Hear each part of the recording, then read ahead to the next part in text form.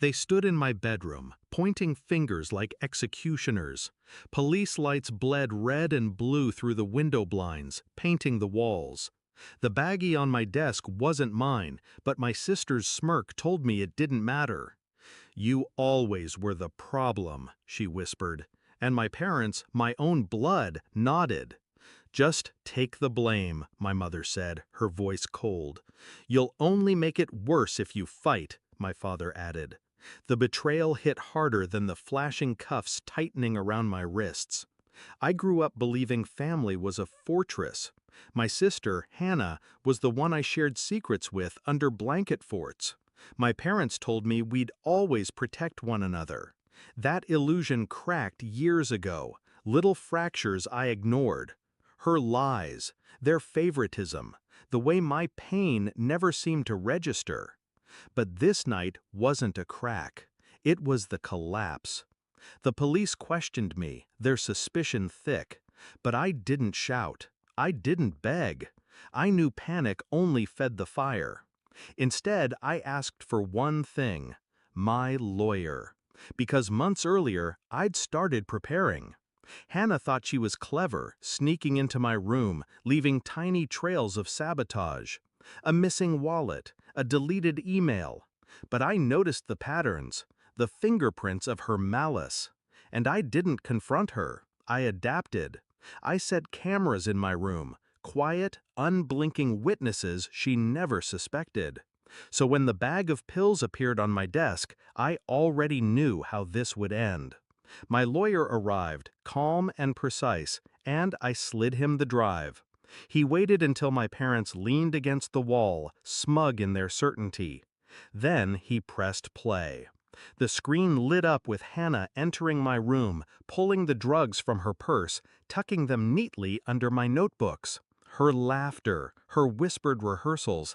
"He won't be able to talk his way out of this." And then my mother's voice off camera. "You'd better make sure it sticks this time." My father's grunt of approval. The room went still. I watched the color drain from my mother's face first. Her lips trembled, but no words came. My father opened his mouth, closed it, opened it again, nothing. And Hannah? She froze, horror blooming in her eyes as the walls of her lie collapsed. One of the officers leaned in, his tone razor sharp. "Care to explain this?" No one spoke. For once, their silence protected me, not condemned me. But I wasn't done. Revenge without permanence is just a pause.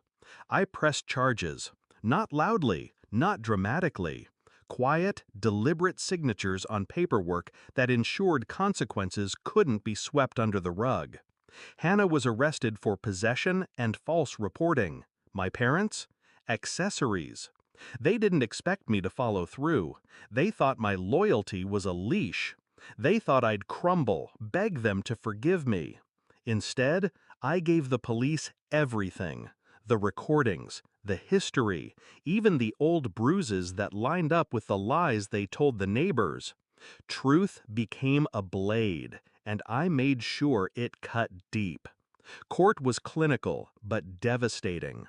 I didn't need to raise my voice. The evidence spoke louder than rage ever could.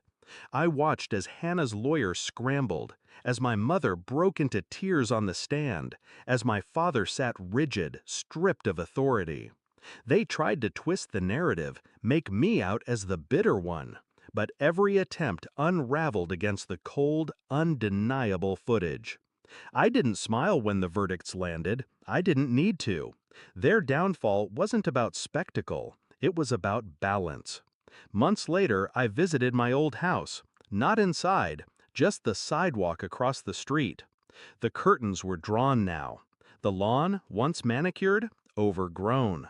A for sale sign sagged near the porch. That fortress I thought I'd grown up in? Hollowed out, exposed. I didn't feel sorrow. I felt release. People ask me if it was worth it, if destroying my own family left me empty. Here's the truth. They destroyed themselves the night they chose lies over me. I only removed the masks. Hannah lost her freedom, my parents lost their reputations, and me, I gained clarity.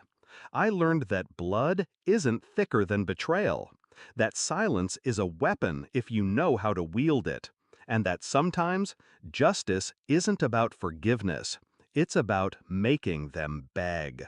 The same way they once demanded I kneel. So yes, when my lawyer pressed play and the truth painted them guilty, that was the moment I became free. And freedom, unlike family, never betrays.